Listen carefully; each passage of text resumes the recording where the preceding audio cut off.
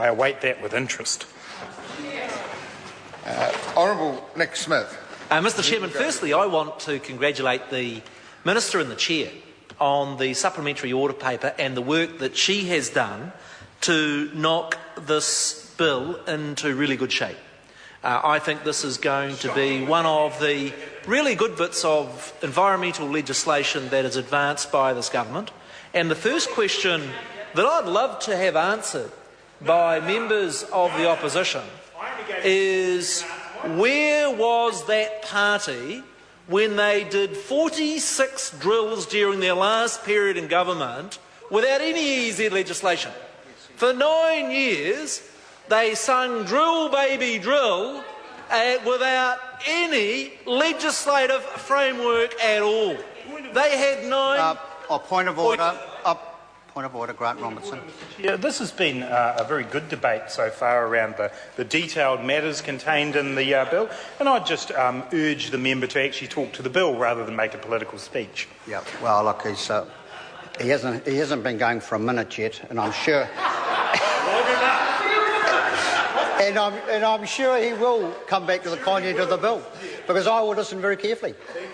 Mr Speaker, I totally understand why Labor's really defensive about this, because the truth is they had 9 years in government and we've got this gaping hole in our environmental statutes in that an area 20 times New Zealand's land area does not have a proper environmental statute, and we campaigned on filling that gap and we're delivering on that promise. And I'm proud of that and proud of the contribution that we make. And it really is a tribute to how pedantic Mr Robertson has become when the fault with this bill... Let me explain. The great difficulty with this bill is, rather than saying the precautionary principle, it says the minister must favour caution and environmental protection.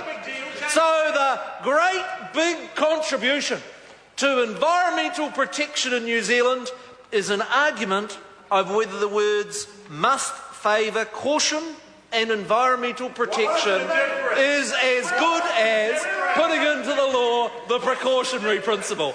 Now, I can understand why our friends on New Zealand First have said they're not going to have a bar of the silly game that Labor's playing, dancing on the head of a pin. They know this is good law, just as the Parliamentary Commissioner for the Environment has come out and said that this is good law. Now, Mr Robertson asks, why is it that in terms of this bill we're not using the very specific language that was in the international negotiations at Rio?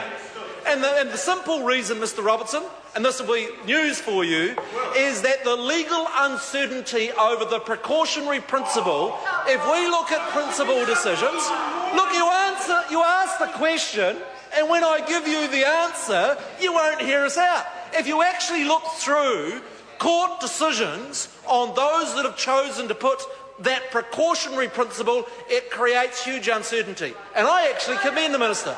The language that we have in this bill could not be more plain, than simply saying the Minister must favour caution and environmental protection where there is uncertainty, and how could it be less clear than that? And the part I most enjoy in this debate is this point. Members opposite have consistently argued that they don't want balance, that they don't want to have a piece of legislation that is carefully balancing New Zealand's economic opportunities in the huge exclusive economic zone with the need for environmental protection. Well, I have to say, Mr Robertson, I look forward to going to the electors in 2014 and probably 2017 and 2020 and saying that we on this side of the House are balanced and that members on the opposition are not balanced, because they're not. They're not balanced. They have consistently argued that that when it comes to this issue, that they have a simplistic view that says and underrates the economic opportunities that there are for New Zealand within the exclusive economic zone. So I simply want to support particularly this part. I want to commend the Minister on the great job that she's done. And my advice to the Opposition Environment spokesperson is he's going to have to do a damn sight better than pedantic arguments over the words showing caution or the precautionary principle if he really is going to put up a credible argument that this is not damn good law that Parliament should get on and support.